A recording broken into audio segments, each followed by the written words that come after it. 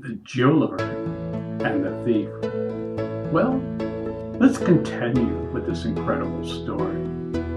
The dragons, when they first saw the youngsters entering the cave many moons ago, weren't interested in the slightest in training man. You see, man was one of their major troubles. There's even a dragon slayer profession in the British Isles. Yet, at that same time, they could see the potential in these youngsters.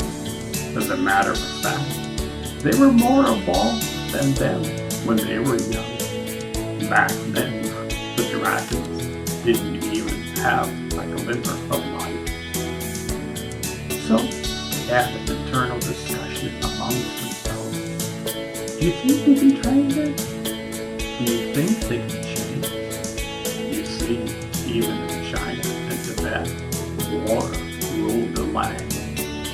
Anger was the norm. Mind you, these youngsters had a combination of light and darkness. They could see both sides of the coin. So the dragons decided to train them. Now their training wasn't like today. Today, children in school are bored. They are taught to use just memory. They are taught to remember facts. They are not taught to use your mind and think. The dragons are experts in this field. They are the master wizards of Hogwarts today. In fact, they are thousands of years ahead in development. Hogwarts teachers would be in nursery school. The dragons would have an advanced PhD study in the universe. They were off the charts. The dragons had a unique style of teaching. You could say it was revolutionary today. They taught by using games, play, and fireside chats. The first game they taught was hide and seek. This was a very practical game. They had a series of talks about the universe. They were taught that the universe existed inside of them. Well, to be frank, that was completely over their heads. They couldn't even understand one word. So the dragons played a game of hide and seek. The dragons would hide. The youngsters closed their eyes and counted to 10. 1, 2, 3, 4, 5, 6, 7, 9, 10. Ready or not, here we come. They would open their eyes, and all the dragons were gone. The dragons had rules they couldn't leave the cave. All the kids were completely shocked when they opened their eyes. All the dragons disappeared. They all passed in surprise. As you know, dragons are quite large. They weigh thousands of pounds. This game went on for around 6 months or so.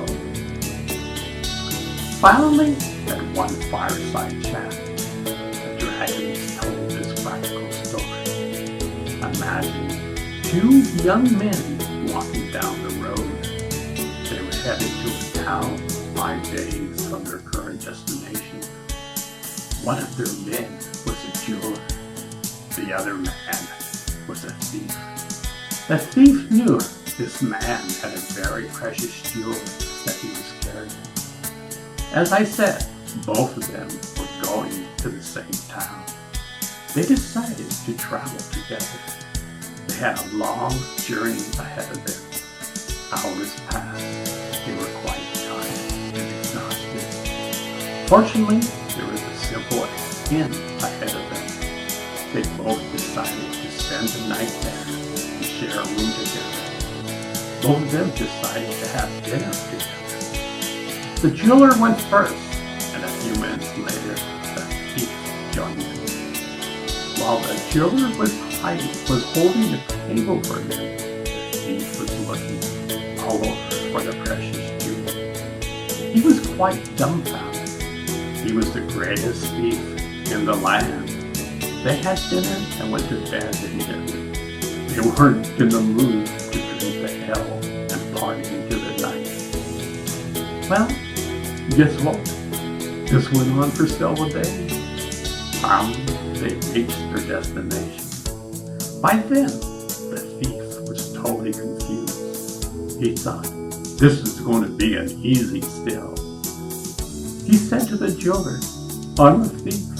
As a matter of fact, I'm a king of the thieves. I knew you were carrying a precious jewel. Every night, I knew you hid it. Every night, I knew you carried a precious jewel. I knew you hid the jewel inside of the room. Every night, I would search all over for it. I got quite frustrated when I couldn't find it. Where did you put it? I'm dying for an answer. The jeweler said, I knew you were a thief. I knew you wanted to steal the jewel. Every night, I would hide it in a place you would never look. The thief said, and where is that? The jeweler said, under your own pillow. The thief knew he was outwitted and outsmarted. Well, the kids loved this story. They were well acquainted with thieves and jewelers. They went through their towns quite frequently. The dragon said, let's play a game of hide and seek again. This time, focus on your breath. Close your eyes. To their amazement, the dragons appeared inside of them. They couldn't believe it. How could all the dragons appear to them inside of their being? This was the starting point of their incredible adventures. Now, when they played hide and seek, they knew where to look.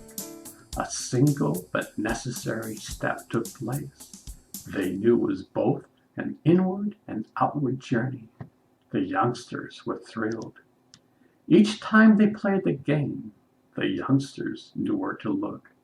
They loved to play this game. All the first-time students had to go through the same baby steps that others went through. You see, this path is 2 steps forward and 1 step backwards. You learn from your progress and your mistakes. Never give up.